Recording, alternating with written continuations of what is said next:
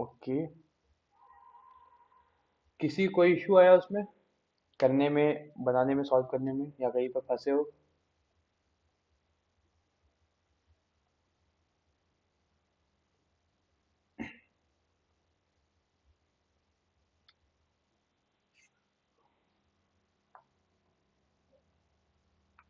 Okay, कोई issue नहीं था।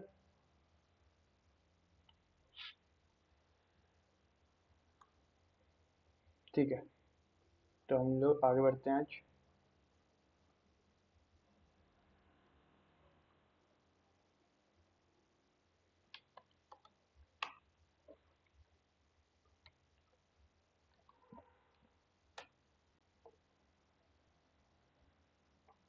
हम्म तो हम लोग मेथड के बारे में सीख रहे थे कल, जो कि फंक्शन है बेसिकली।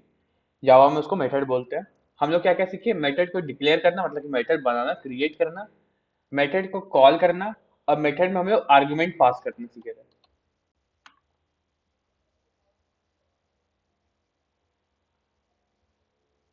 ओके, तो हम लोग कोड किए थे इसको।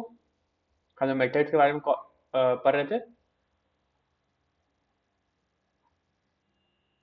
तो हम लोग इस टाइप से मेथड बना रहे थे, ठीक है।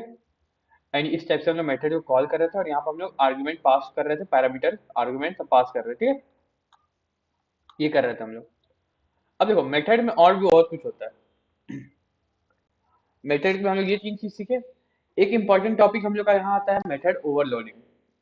Overloading, method overloading. देखो, इसका सीधा मतलब ये होता है कि अगर हम लोग सेम मेथड को अलग अलग वेरिएबल के साथ या फिर अलग अलग डेटा टाइप के साथ यूज करना चाहे, सेम वेरिएबल को, तब इसको हम लोग यूज करते हैं। अगर लिखना चाहो तो इस टाइप से लिख सकते हैं, मेथड ओवरलोडिंग। ओके, ओवरलोडिंग, इसको नीचे कर देते हैं, is a feature of Java, is a feature of Java that allows a class to have more than more than one method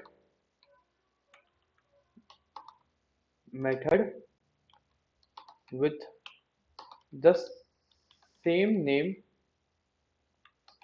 but different different parameter parameter और parameter को तुम इस type से भी लिख सकते हो या फिर डाटा टाइप बोल सकते हो। अगर डाटा टाइप चेंज करोगे तो पैरामीटर चेंज करना ही बोलेंगे, बट यहाँ पर समझने के लिए डाटा टाइप लिख सकते हो, ठीक है। It enables methods method to perform similar function but with different inputs, और या फिर बोल सकते हैं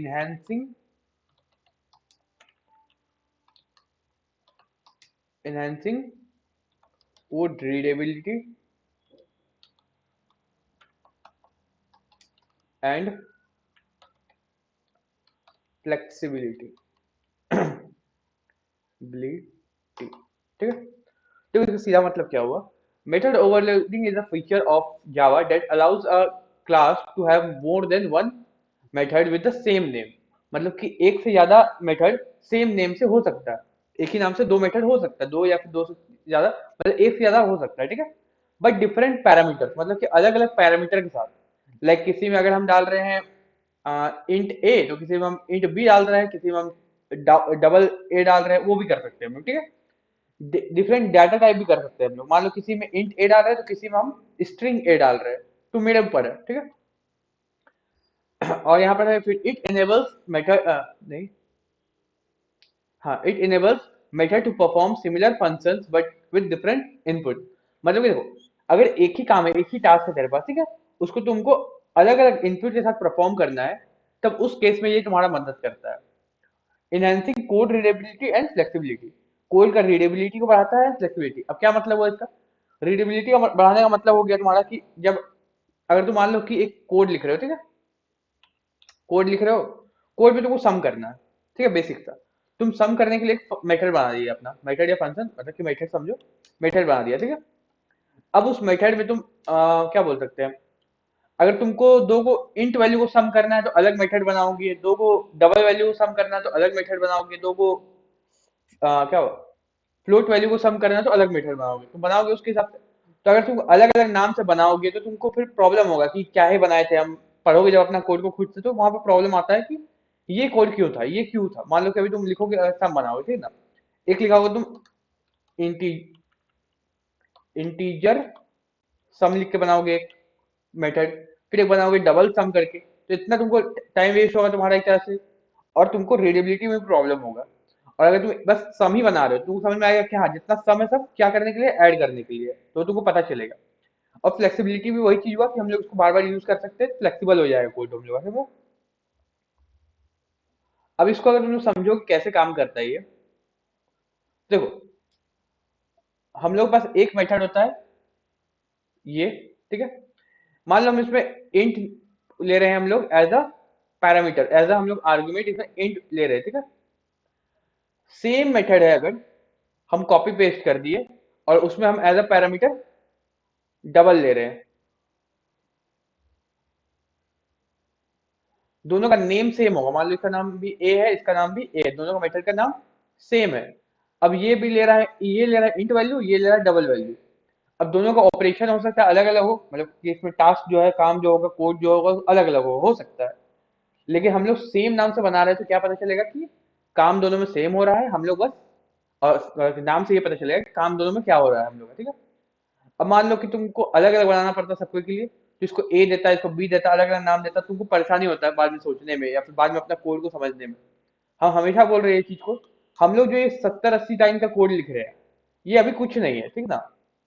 जब लिखोगे कोड, जब ओरिजिनल में कंपनी लेवल में या फिर प्रोजेक्ट में काम करोगे, तो बहुत कोड लिखा हुआ रहता है, 1000 लाइन का, 1500 लाइन का एक एक फाइल होता है वहां पर। तो उस पॉइंट पे तुमको क्या होगा, फिर समझने में दिक्कत होगा कि हम यहाँ पे क्यों लिखे। अब यहाँ पर देखो, हम ही बता रहे हैं, हाँ, ये जो चीज है, इसमें हम यहाँ पे क्यू यू ई करके एक फंक्शन एक मेथड बनाए हैं। अगर इसको बोलेंगे, स्क्रीन शो नहीं हो रहा है,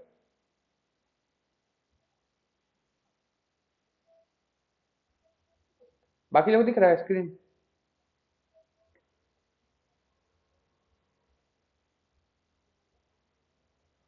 तुम्हारी तरफ से प्रॉब्लम है। तो ये फंक्शन मेथड हम बना लिए, ठीक है। अगर हम इसको फिर से कोड को देखेंगे तो हमको एक बार समझना पड़ेगा कि ये मेथड हम क्यों बनाए। तो यहाँ पर एक रिकमेंडेशन है, एक सुझाव है कि जब भी फंक्शन या फिर मेथड बनाओ तुम लोग, तो जिस वजह से बना रहे हो उसी चीज का नाम दो यहाँ पर, ठीक है। अब यहाँ पे फिर प्रॉब्लम क्या होता है, मान लो हम लोग को यही काम करना है लेकिन अलग अलग वैल्यू के साथ करना है, तो हम इसके लिए अलग अलग फंक्शन बनाएंगे, दो अलग अलग मेथड बनाएंगे, और दोनों मेथड में हम अलग अलग चीज लिखेंगे। तो उस पॉइंट पे जाके प्रॉब्लम आता है, समझ में आया? तो वहां पर समझने में प्रॉब्लम आता है कि इस मेथड को क्यों बनाया, इसको क्यों बनाया, तो वो चीज होता है। उस वजह से हम लोग को मेथड ओवरलोडिंग का मदद लेना पड़ता है। अब मेथड ओवरलोडिंग के लिए हम लोग कुछ कुछ की पॉइंट्स है मेथड ओवरलोडिंग का, उसको देख लो। देखो, मेथड ओवरलोडिंग से क्वेश्चन बहुत बार आता है, एज इंटरव्यू में भी आता है, जब तुम लोग एग्जाम वगैरह लिखोगे तब भी आता है। मेथड ओवरलोडिंग से बहुत ज्यादा क्वेश्चन आता है टीसीएस का एग्जाम में।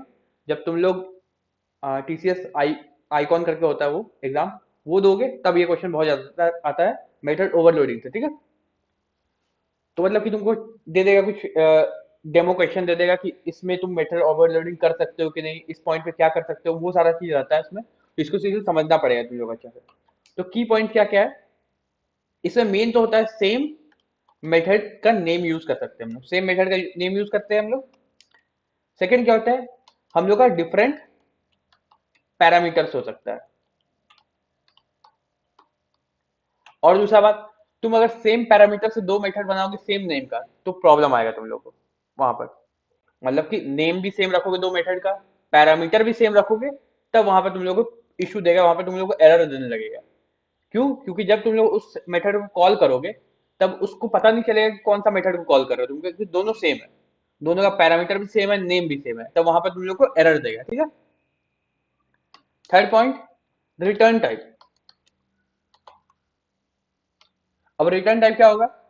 Return type can be different but it does not affect overloading, the method must be distinct by its parameters. मतलब कि बेसिकली इसमें हम लोग को रिटर्न टाइप से कोई मतलब नहीं होगा। ठीक है। अगर रिटर्न टाइप तुम सेम रखते हो तो भी चलेगा, रिटर्न टाइप तुम डिफरेंट रखते हो तो भी चलेगा।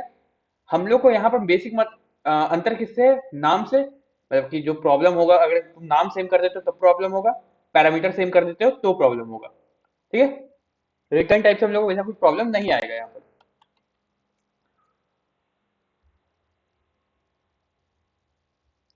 ओके, तीन ये इसमें पॉइंट है। ठीक है। की पॉइंट बेसिकली इसका तीन होता है, ये तीन। ठीक है। अब हम लोग यूज करके देखेंगे कि मेथड ओवरलोडिंग को कैसे यूज करते हैं। एक नया फाइल बना लेते हैं।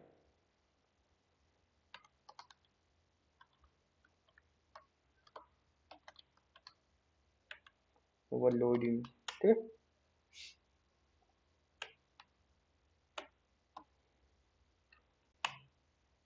ठीक है। अब देखो होगा क्या, हम लोग सेम नाम का मेथड बनाएंगे। हम लोग तीन मेथड बनाते हैं। ठीक है। और हम लोग उसको अलग अलग इनपुट देंगे, मतलब कि अलग अलग कॉल करेंगे उसको अलग अलग वैल्यू के साथ। और हम लोग सेम नेम से बनाएंगे अलग अलग पैरामीटर के साथ। ठीक है। तो हम लोग कैसे बनाएंगे देखो, नीचे आ जाते हैं थोड़ा सा।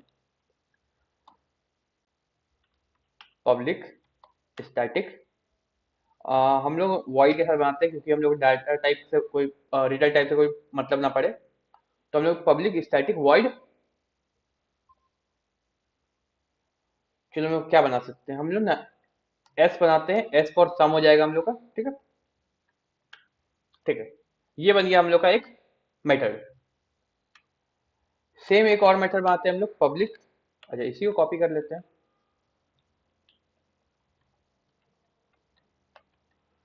ठीक है। सेम देखो अभी क्या हो रहा है, यहाँ एरर दे रहा है, बोल रहा है भाई कि तुम सेम नेम से बना रहे हो, पैरामीटर भी सेम रखे हो, मतलब कि खाली पैरामीटर है अभी, तो वो दिखा रहा है। अब यहाँ पर तुम ले लो इंट आई।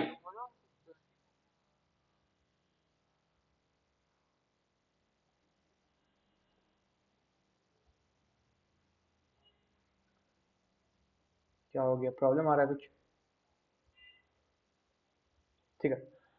तो यहाँ पर देखो अभी उसको इंट आई दे दिए इसमें, तो ये अलग हो गया, तो ये दोनों में एरर दे रहा है कि हाँ ये दोनों सेम है एकदम, पैरामीटर भी सेम है और नेम भी सेम है। देखो हम लोग सम कर रहे हैं तो एक इंट नहीं देंगे, हम लोग इंट ए और इंट बी देंगे। ठीक है। ये चीज, अब इसमें हम लोग देंगे डबल ए और डबल बी। ठीक है। और इसमें हम लोग देंगे float A, float A and float B.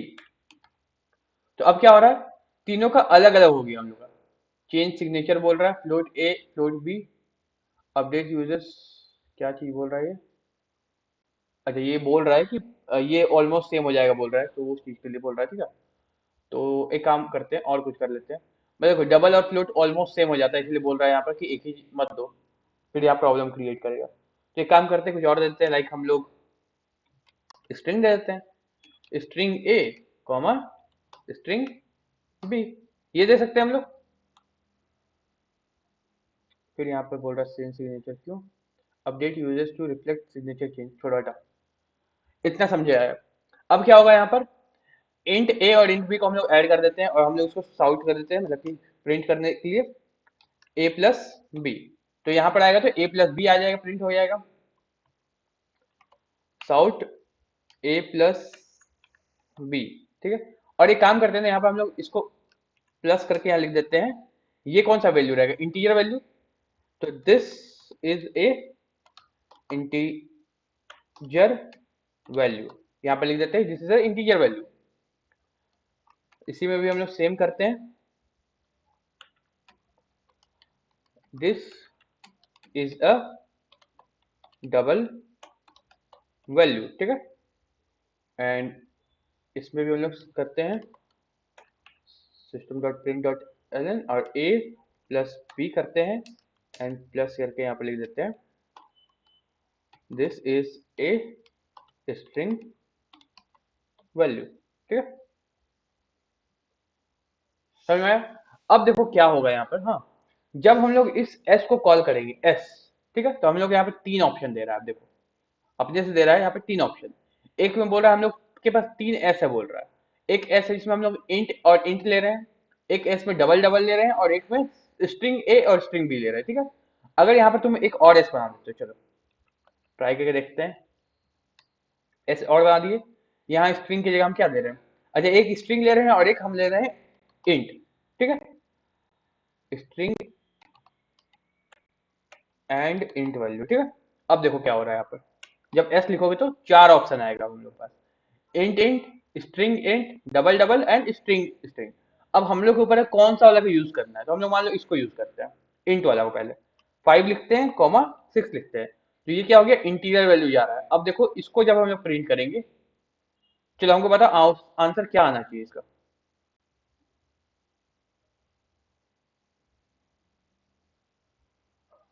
चलो एक बार देखते हैं थोड़ा सा तुम लोग को कितना समझ में आ रहा है। 11 आना चाहिए। नहीं, पूरा आंसर क्या प्रिंट होगा?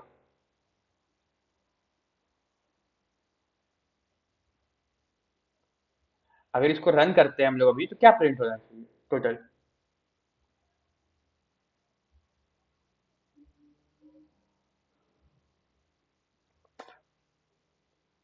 सोचो सोचो एक बार, अच्छा सोचो, कोड को देखो एक बार और अच्छा सोचो। नहीं नहीं, ऐसा बात नहीं है। देखो, अगर हम लोग इसमें डाल रहे दो गो इंट वैल्यू, तो जिसमें दो गो इंट मांग रहा है उसमें रन होगा अपने आप। तो किस कौन सा फंक्शन में दो गो इंट मांग रहा है, देखो तो।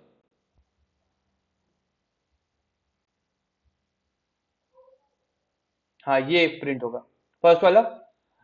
तो फर्स्ट वाला में क्या होगा, दो गो इंट दे रहा है तो ये वाला काम करेगा, ये रन करने लगेगा अपने आप। अब क्या होगा, इसमें a प्लस बी करेगा मतलब कि 11 हो जाएगा। प्लस यहाँ पर और क्या लिखा हुआ, this is an integer value. Lalchand बोल रहा था वही चीज, सही बोला। This is an integer value, it is an, ठीक है, वो चीज। तो this is an integer value बोलेगा, तो ये साथ में प्रिंट होगा। तो अब क्या प्रिंट हो रहा होगा, 11, और साथ में this is an integer value. देखो हो रहा है, ए हम बाद में एन किए यहाँ पर, तो this is a integer value. Clear है यहाँ पर? लेकिन वही अगर हम यहाँ पर इसका वैल्यू को 5.0 कर दिए और 6.3 कर दिए, अब हमको बताओ यहाँ पर क्या प्रिंट होगा।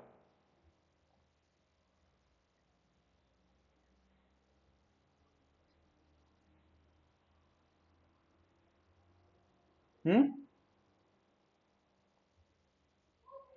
11 + 0.3 होगा, साथ में क्या प्रिंट होगा, पूरा क्या प्रिंट होगा, डबल वैल्यू।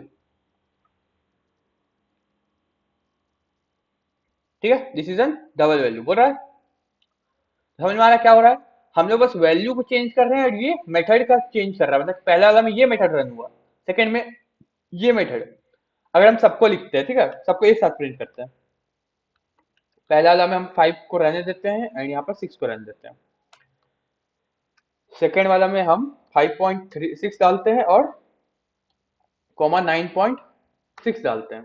ठीक है, थर्ड वाला एस में हम क्या करते हैं, हम लोग स्ट्रिंग वैल्यू डाल रहे थे ना, तो हम लोग स्ट्रिंग वैल्यू कुछ इस टाइप से डालते हैं, डबल इन्वर्टेड कोमा के अंदर हेलो डालते हैं और वर्ल्ड डालते हैं। ठीक है, और लास्ट में क्या है, एक स्ट्रिंग और एक इंट वैल्यू। ठीक है, तो इसमें हम लोग क्या करेंगे, एक स्ट्रिंग वैल्यू देंगे,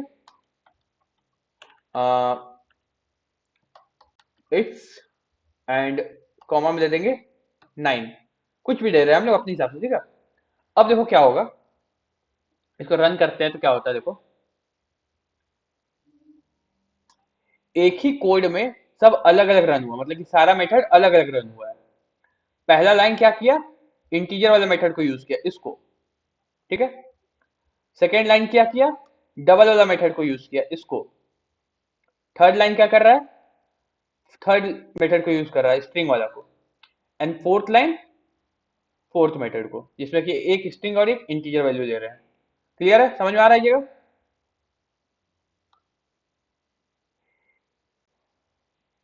एक बार देखो इसको और एक बार सोचो समझ में आ रहा है कि नहीं। क्योंकि फिर से तुम लोग को खुद से कोड करना ही पड़ेगा, और हम कल बोले भी थे कि हम अपना कुछ देंगे जिसको तुम लोग को कोड करके लाना पड़ेगा।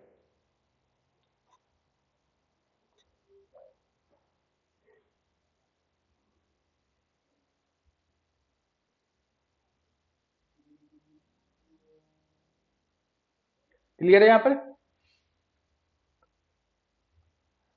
देखो,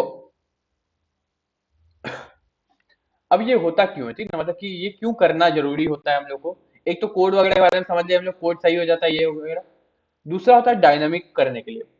जब हम लोग एक प्रोग्राम बनाते हैं, एक प्रोग्राम जब बन रहा है हम लोग का, तब हम लोग को उतना आइडिया नहीं रहता कि यूजर इनपुट क्या देगा। ठीक है, यूजर के ऊपर होता है कि इनपुट क्या देगा।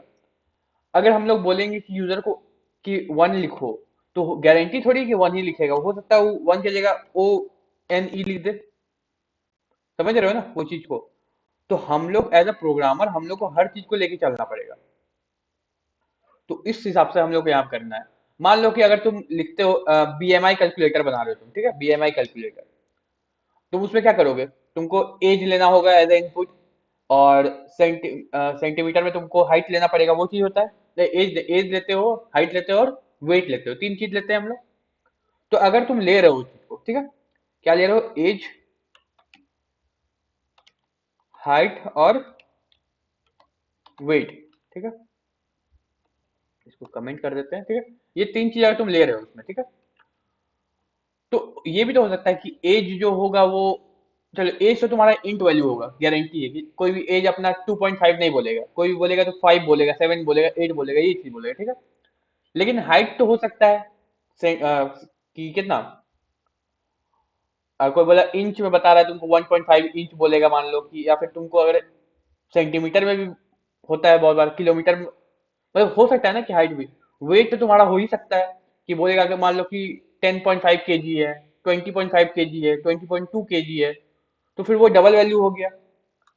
तो इस टाइप से यूजर तुमको जो इनपुट देगा वो फिक्स नहीं है, तुम यूजर को इनपुट फिक्स नहीं कर सकते हो। तो इसीलिए तुमको अपना दिमाग लगाना पड़ेगा कि तुम सारा मेथड को एक बार डिक्लेयर कर दो, जो भी पॉसिबल आउटपुट हो सकता, इनपुट हो सकता है यूजर का, वो सारा को लेके तुम डिफाइन कर दो एक एक मेथड।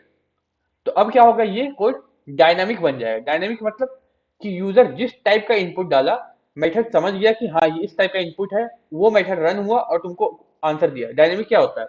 रन टाइम में काम करने वाला। हम लोग को पहले नहीं पता है कि यूजर क्या इनपुट देगा, हम लोग को रन टाइम में पता चलता है कि यूजर क्या इनपुट दिया। तो रन टाइम में क्या होगा, ये अपने आप काम करने लगेगा। जैसे यहाँ पर अगर हम लोग को पता रहता कि यूजर 1 डालेगा, 1 एंटर करेगा, ठीक है, तो हम लोग इतना दिमाग नहीं लगाते ही सबको, हम लोग बस इंटीजर वैल्यू को यूज करते हैं। अगर हम लोग को एकदम कंफर्म रहता है कि यूजर जो है 10.5 डालेगा, मतलब कि डबल वैल्यू, तो हम लोग बाकी सबको नहीं लिखते, हम लोग बस डबल वाला को लिखते हैं। तो इस टाइप का होता है काम। अगर तुम डायनामिक बना रहे हो, तुमको सबका देख के चलना पड़ेगा कि यूजर 1 भी डाल सकता है, 2 भी डाल सकता है, 2.5 भी डाल सकता है, क्या पता ONE1 डाल दे। तो वो चीज को भी तुमको देख के चलना पड़ेगा। इस वजह से हम लोग मेथड ओवरलोडिंग करते हैं। ठीक है, किसी को प्रॉब्लम कुछ यहाँ पर? ये कोड समझ में आया? हर एक कोड तुम लोग का गिटहब में अपडेट होते जाना चाहिए। ठीक है,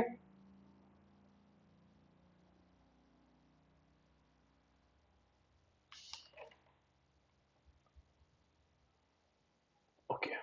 तो यहाँ पे हम लोग मेथड ओवरलोडिंग का हम लोग का यही है।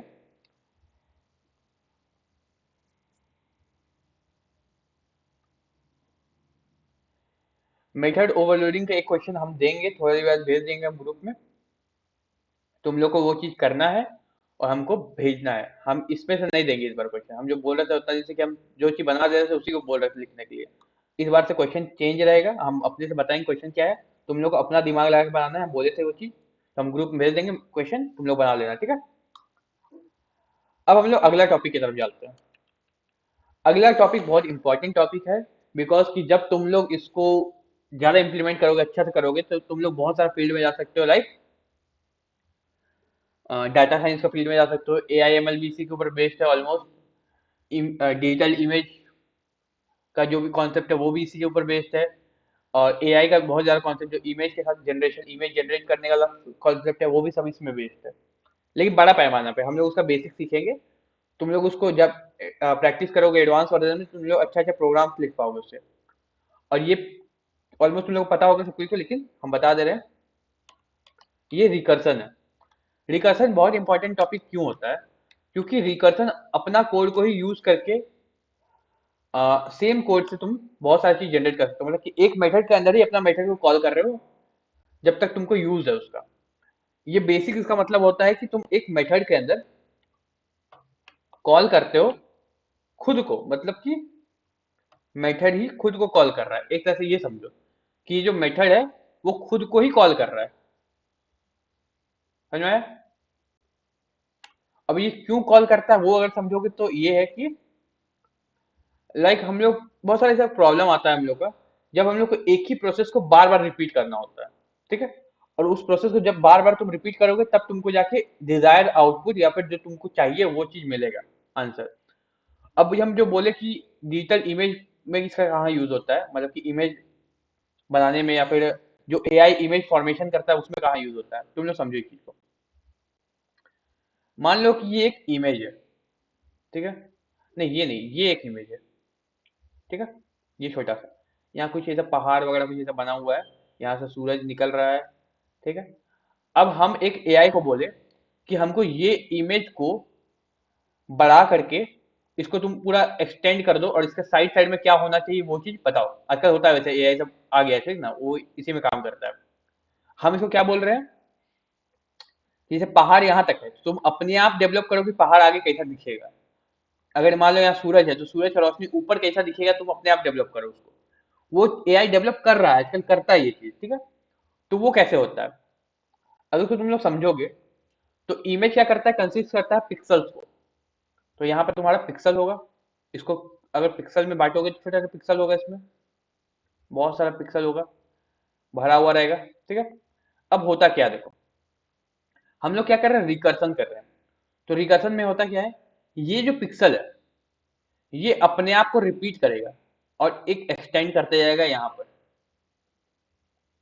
ठीक है? फिर ये पिक्सल अपने आप को एक्सटेंड करेगा, मतलब कि रिकर्सन का ही यूज करेगा अपने आप को एक्सटेंड करने के लिए, और बढ़ते जाएगा। और इस टाइप से ये बढ़ते बढ़ते बढ़ते बढ़ते यहाँ तक जाएगा, और इससे ऊपर बढ़ के यहाँ जाएगा, इससे यहाँ बढ़ते बढ़ते यहाँ जाएगा।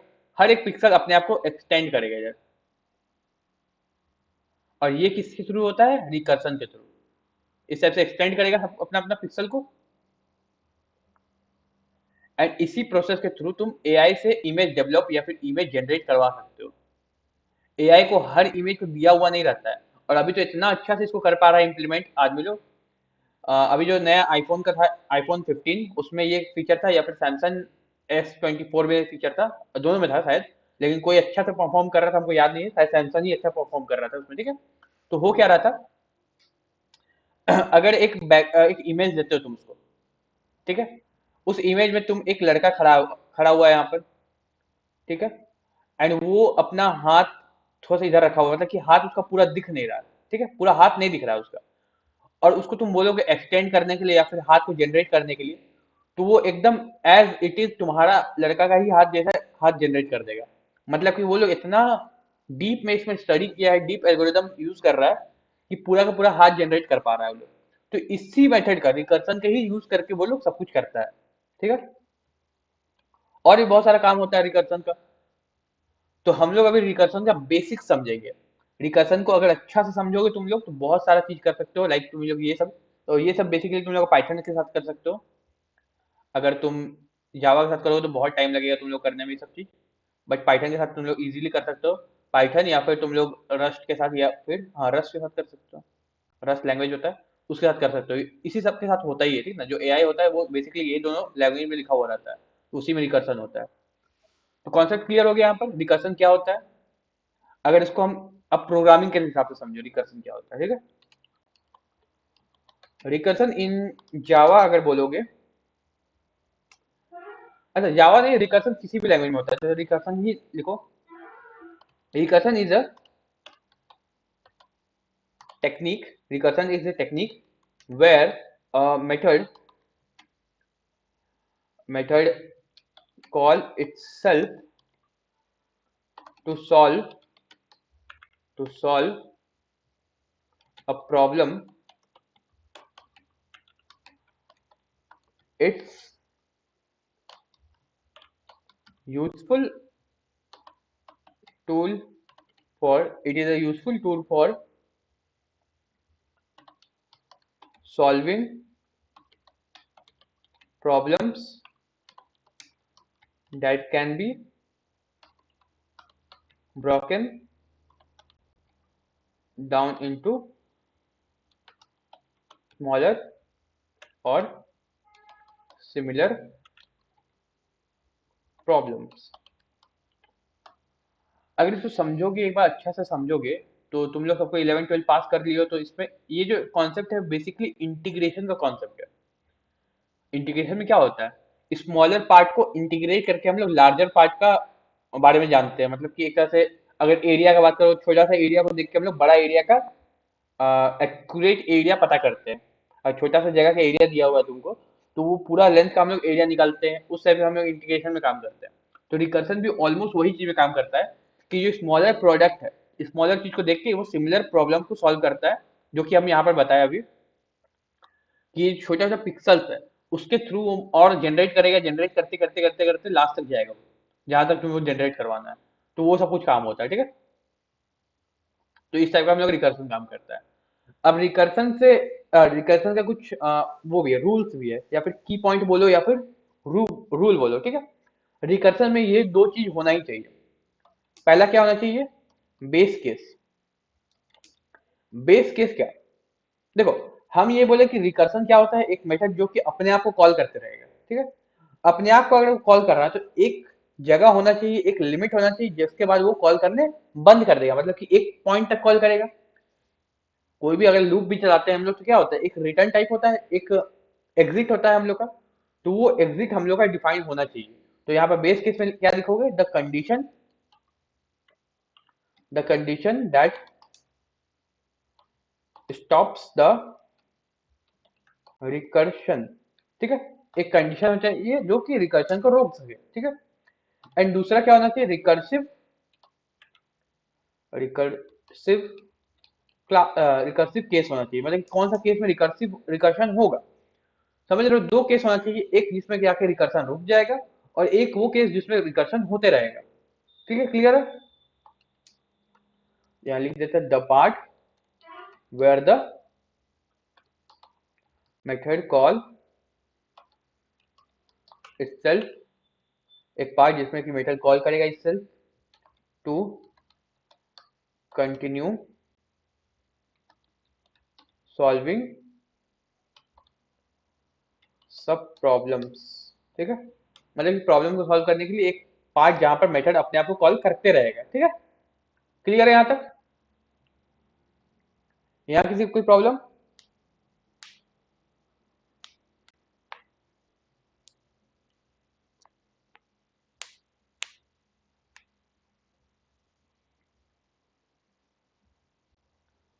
अब देखो रिकर्सन का यूज से हम लोग कुछ फेमस प्रॉब्लम है जिसको हम लोग सॉल्व करते हैं।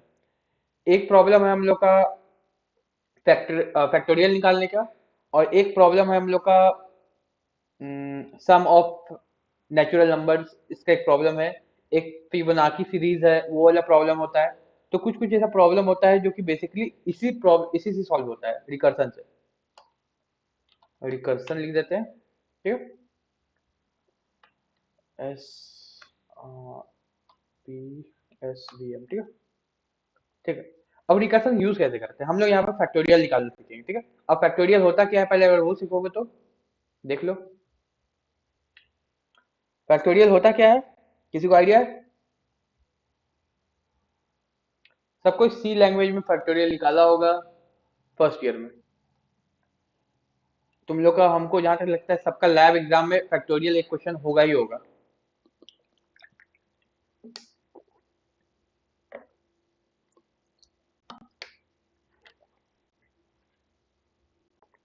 ठीक है तो फैक्टोरियल क्या होता है देखो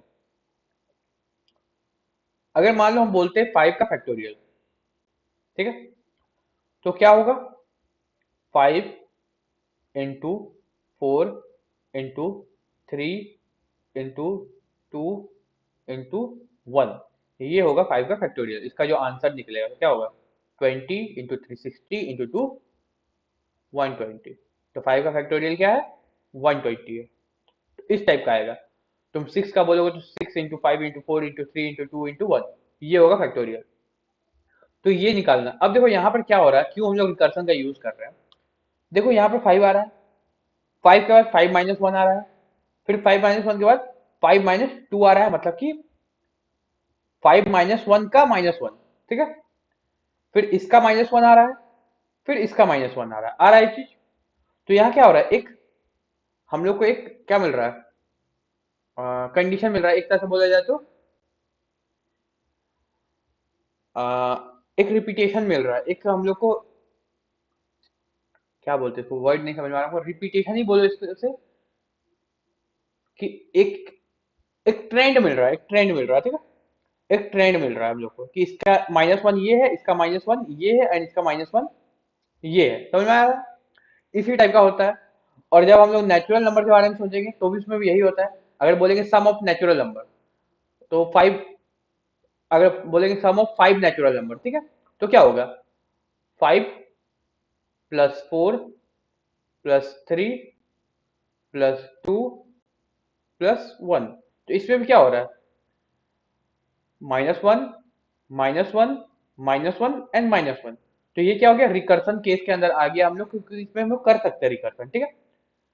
ऐसा नहीं कि -1 ही बस, मे भी यहाँ पर हो सकता है कि कुछ ऐसा केस मिले हम लोग को जहां पर हम लोग को 10 8 6 4 2 इस पे भी काम करना पड़ सकता है, तो -2 -2 -2 -2।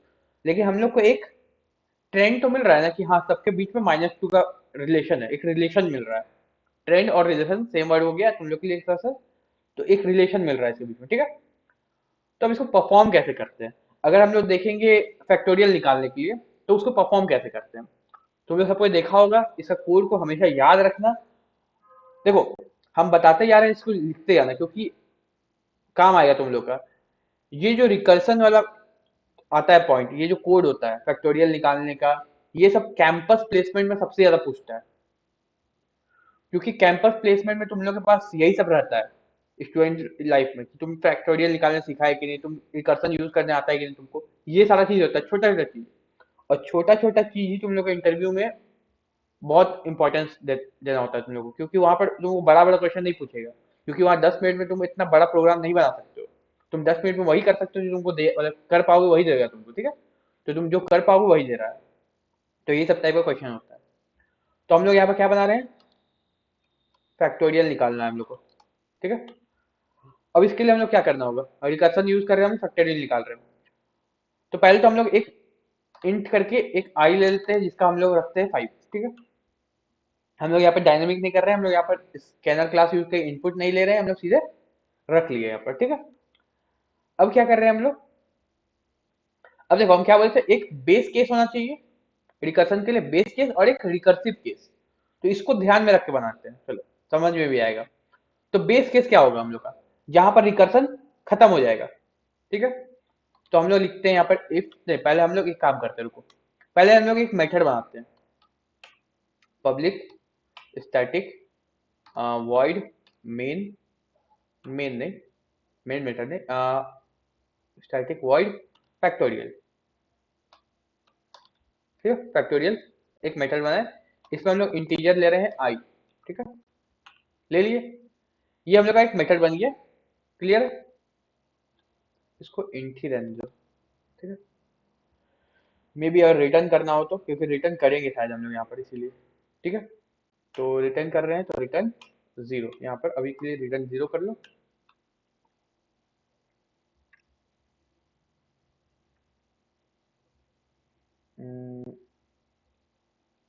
ठीक है।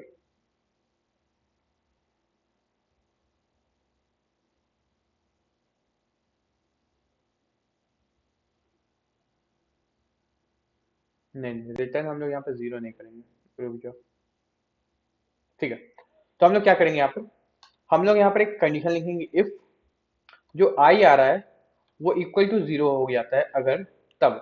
क्यों इक्वल टू 0, क्योंकि हम लोग यहाँ पर देखें अभी इसमें, अगर हम लोग ये निकाल रहे हैं, फैक्टोरियल निकाल रहे हैं, तो 5 4 3 2 1 है। जीरो का बात नहीं है, अगर जीरो से मल्टीप्लाई करेंगे सब जीरो हो जाएगा। तो हम लोग को जीरो से मल्टीप्लाई करना ही नहीं है, तो हम लोग को अगर जीरो आता है तो ये हम लोग का बेस केस बन गया। क्या बन गया?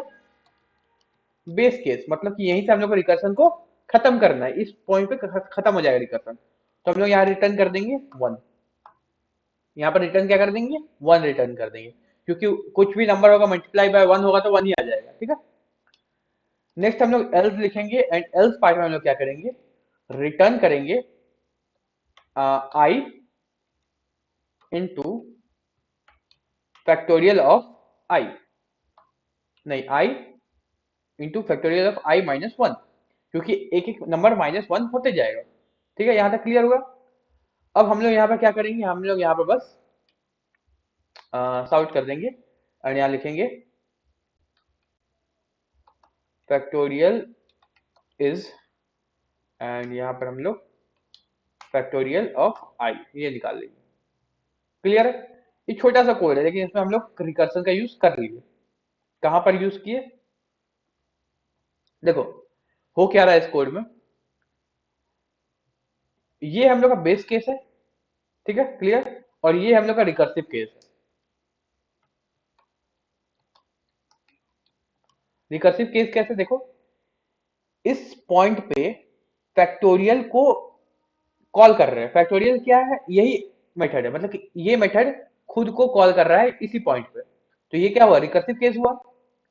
और यहाँ पर रिटर्न कर रहा है, कोई भी मेथड को रिटर्न कर दिया अगर हम लोग तो खत्म हो जाता है। बताया कि कोई मेथड रिटर्न हो गया जिस पॉइंट पे, वो मेथड पूरा का पूरा वहां पर टर्मिनेट कर जाता है। तो इस पॉइंट पे क्या हो रहा है? टर्मिनेट कर जाएगा। तो ये बेस केस हुआ कि यहाँ पर अगर मतलब कि वैल्यू जीरो हो जाता है अगर, तो रिटर्न कर जाएगा। और जब तक वैल्यू जीरो नहीं होता तब तक क्या करेगा? रिटर्न करेगा I plus I into factorial of I minus one. इससे होगा क्या? देखो इससे होगा ये, देखो मान लो कि हम लोग ये बनाए हैं फैक्टोरियल क्लास, फैक्टोरियल मेथड, इसका नाम हम एफ रखते हैं। ठीक है, ये कर क्या रहा है? ये कोई भी नंबर को ले रहा है एज अ पैरामीटर। देखो यहाँ पे क्या कर रहा है? फैक्टोरियल इंटीजर आई ले रहा है, एक नंबर। ठीक है, तो ये क्या कर रहा है? एक नंबर ले रहा है आई, मान लो आई का वैल्यू है फाइव। ठीक है, और जब तक आई जीरो नहीं हो जाता है तब तक क्या रिटर्न कर रहा है? I into factorial of I minus one return कर रहा है। तो अब इसको अगर रन करेंगे हम लोग तो क्या होगा? देखो पहले यहाँ फाइव जाएगा, ठीक है, फाइव जीरो की इक्वल नहीं है तो बेस केस नहीं काम करेगा यहाँ पर, तो इसमें आएगा। ठीक है, तो होगा क्या? आई इंटू फैक्टोरियल आई माइनस वन, मतलब कि फाइव, आई क्या है? फाइव है, into factorial of I minus one. तो आई माइनस वन का फैक्टोरियल निकलेगा फिर से, तो आई माइनस वन क्या हुआ? फोर हो गया। इस केस में क्या हो गया? आई वन फोर हो गया। फिर से फोर यहाँ जाएगा, इस पे फोर यहाँ गया, फोर जीरो की इक्वल नहीं है तो फिर से इसी में आ गया। अब यहाँ पर आई को प्रिंट करोगे तो आई अभी क्या हो गया? फोर हो गया है, तो फिर से यहाँ पर फोर प्रिंट हो जाएगा। फिर इंटू, फिर आएगा एफ, मतलब कि फैक्टोरियल आई माइनस वन, मतलब कि फोर माइनस वन थ्री, तो फिर से फैक्टोरियल ऑफ थ्री में जाएगा, फिर से यहाँ पर थ्री जाएगा वैल्यू। ठीक है, फिर इसमें थ्री इक्वल नहीं है जीरो का, तो यहाँ आएगा three into factorial of I minus one, तो फिर से थ्री लेके इसके अंदर जाएगा। ओ नहीं, थ्री माइनस वन हो गया, टू लेके, तो टू लेके इसमें अंदर जाएगा। फिर टू भी जीरो की इक्वल नहीं है तो फिर से इसमें आएगा, यहाँ टू प्रिंट होगा, into two minus one one, फिर से वन लेके जाएगा इसमें, वन भी जीरो की इक्वल नहीं है तो फिर यहाँ जाएगा, और यहाँ पर वन प्रिंट होगा। एंड फिर यहाँ पर क्या होगा? Factorial of I minus one, मतलब कि वन माइनस वन जीरो। अब जब जीरो जाएगा यहाँ पर तो क्या होगा? टर्मिनेट कर जाएगा। टर्मिनेट करेगा तो क्या होगा? रिटर्न वन, रिटर्न वन किया और ये पूरा का पूरा टर्मिनेट हो गया। अभी ये वाला फंक्शन रन ही नहीं हुआ, ये वाला स्टेटमेंट बस ये रन हुआ और वन रिटर्न किया, तो यहाँ वन आ गया। अब इसमें देखो हम लोग इतना दूर को भी अगर मल्टीप्लाई करते हैं तो सेम आंसर आएगा, इसको भी करते तो सेम आएगा, ये वन को भी करेंगे तो सेम ही आंसर आएगा। तो इस वन से हम लोग को मतलब नहीं होना चाहिए। हम लोग का मेन फैक्टोरियल का कोड ये है, मेथड मतलब कि फंक्शन अगर देखो फैक्टोरियल कैसे निकालते हैं उसका अगर, तो ये होता है। तो हम लोग को ये मिल रहा है आउटपुट में। अब देखो यहाँ पर हम इसका वैल्यू को करते हैं चेंज, इसको करते हैं सिक्स। अब हमको बताओ आउटपुट में क्या मिलना चाहिए?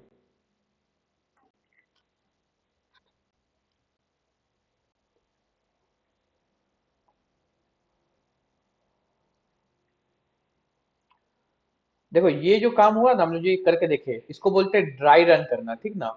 तो बहुत बार तुमको ड्राई रन करना पड़ेगा इंटरव्यू वगैरह में, तो इसका भी प्रैक्टिस किया करो। ड्राई रन मतलब कि तुमको कोड दे देगा, इसे दिखा देगा ये कोड है, ठीक है। और तुमको एक पेपर पेन दे देगा और बोलेगा इसका आउटपुट क्या आएगा, तुमको इसको रन नहीं करना है इस कोड को, तुमको बस देख के बताना आउटपुट क्या आएगा। तो तुमको ड्राई रन करना पड़ेगा। ड्राई रन मतलब कि तुम बस देखो कि हाँ कहाँ कहाँ जा रहा है कोड, और उसके हिसाब से तुम उसका लिखते जाओ लिखते जाओ, लिख लिख के तुमको आंसर निकालना है उसका, वो चीज होता है। ठीक है, 720 आ रहा है आंसर, एक बोल रहा है 720, ठीक है, फैक्टोरियल इज 720। हम लोग जैसे जैसे यहाँ पर वैल्यू चेंज करेंगे, वैसे वैसे इसका फैक्टोरियल हम लोग को मिलती जाएगा। नहीं रहा? इसको हम लोग यूजर इनपुट भी बना सकते हैं, ठीक है। यूजर इनपुट देगा, उसका फैक्टोरियल निकल के दे देगा, ठीक है। तो ये एक छोटा सा बेसिक प्रोग्राम बन सकता है तुम लोग का, कि यूजर इनपुट देगा कोई नंबर, उसका फैक्टोरियल निकाल के दे देगा तुमको, तो वो चीज हो गया तुम्हारा, ठीक है। अब इसमें अगर थोड़ा सा हम लोग चेंज कर देंगे तो ये क्या बन जाएगा, हम लोग का सम ऑफ नेचुरल नंबर बन जाएगा। क्या से चेंज करना है, बस इसको हटा के यहाँ पर प्लस लगा दो, इतना ही चेंज करना है। नाम अगर अलग बात है, यहाँ रहने दो, चेंज कर दो इसको बाद में। लेकिन अभी के लिए क्या है, इसमें चेंज होगा, बस यहाँ पर प्लस लग जाएगा। अब अगर इसको बोलोगे, अब बताओ 7 नेचुरल नंबर का को ऐड करने पे कितना आना चाहिए।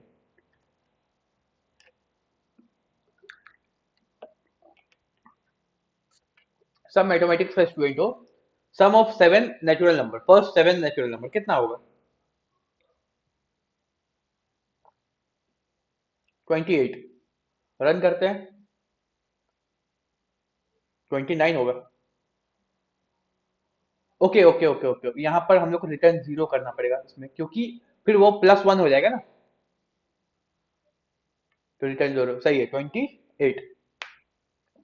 क्यों यहाँ पर 29 आ गया था, क्योंकि हम लोग रिटर्न 1 किए थे। अब देखो मल्टीप्लाई करने पे 1 अगर मल्टीप्लाई होता है एक्स्ट्रा तो कोई दिक्कत नहीं है, लेकिन अगर ऐड करेंगे +1 तब तो दिक्कत है ना। वहां पर 28 की जगह 29 आ रहा था आंसर, बस ये अंतर हो रहा था। क्लियर है यहाँ पर? तो हम लोग फैक्टोरियल का कोड लिखे, इसको हम लोग वापस से फैक्टोरियल का बना देते हैं, ठीक है। फैक्टोरियल का तुम लोग क्या क्या बनाओगे, तुम लोग सम ऑफ, तुम लोग एक फैक्टर देखो, हम जो बताए वो तो बनाना ही है तुम लोग को, ठीक है। साथ में एक सम ऑफ n नेचुरल नंबर का कोड बनाओगे, ठीक है। जिसमें कि यूजर इनपुट मिलेगा, मतलब कि n जो होगा वो यूजर इनपुट होगा, कि यूजर इनपुट देगा कितना नंबर का तुमको नेचुरल नंबर ऐड करना, सम निकालना है, और तुमको निकाल के देना है। मतलब कि हम बोले 5, तो 5 + 4 + 3 + 2 + 1 करके हमको निकाल के देगा आंसर। तो ये चीज करना चाहिए, यूजर से इनपुट लेना है, ठीक है। ये चीज यहाँ लिख देते हैं, यूजर इनपुट, ठीक है। ये बनाना है। एंड एक और क्वेश्चन हम डाल देंगे अभी ग्रुप में, जो कि मेथड ओवरलोडिंग और रिकर्सन दोनों को ऐड करके मिला के बनेगा, वो चीज तुम लोग को करना है, ठीक है। कोई दिक्कत है यहाँ पर?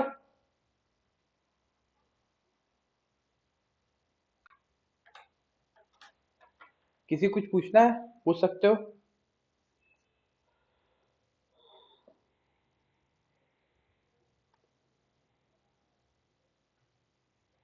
तो नेक्स्ट क्लास से हम लोग उप्स कॉन्सेप्ट शुरू करेंगे अपना। हम लोग का रिकर्सन और मेथड मेथड का जो पार्ट है पूरा वो खत्म हो गया है। मेथड का एक पार्ट बचा हुआ है, जब हम लोग क्लास एंड ऑब्जेक्ट पढ़ेंगे तब उसको यूज करेंगे। क्योंकि हम लोग एक देखो, एक और चीज होता है ना, जब भी मेथड अभी हम लोग बना रहे हैं तो हम लोग स्टैटिक बना रहे हैं। तो स्टैटिक क्या कर रहा है, उसके लिए हम लोग को ऑब्जेक्ट की जरूरत नहीं पड़ता है। अब यहाँ से स्टैटिक हटा दोगे तो ये ऑब्जेक्ट अपने आप ये काम नहीं करेगा, तो बोलेगा ऑब्जेक्ट बना। देखो यहाँ पर बोल रहा हूँ तुमको, स्टैटिक बनाओ या फिर ऑब्जेक्ट बनाने के लिए बोलेगा इसको, ठीक है। तो ऑब्जेक्ट कैसे बनाते हैं वो चीज हम लोग को सीखना पड़ेगा, तो वो सीखेंगे हम लोग। इसीलिए पहले हम लोग उप्स कॉन्सेप्ट में थोड़ा जाएंगे, क्लास एंड ऑब्जेक्ट बनाना सीखेंगे, उसके बाद हम लोग मेथड के मतलब मेथड का ऑब्जेक्ट बना के देखेंगे, ठीक है। तो ऑलमोस्ट इधर का सारा पार्ट खत्म हो गया है हम लोग का। हम लोग नेक्स्ट क्लास से उप्स कॉन्सेप्ट शुरू करेंगे। और उप्स में भी अच्छा खासा ध्यान दो, क्योंकि तुम लोग जब देखोगे ना, अपने से तुम लोग देखो इस चीज को, कि कौन सा इंटरव्यू या फिर कौन सा कंपनी कौन सा इंटरव्यू में किस टाइप का क्वेश्चन पूछता है।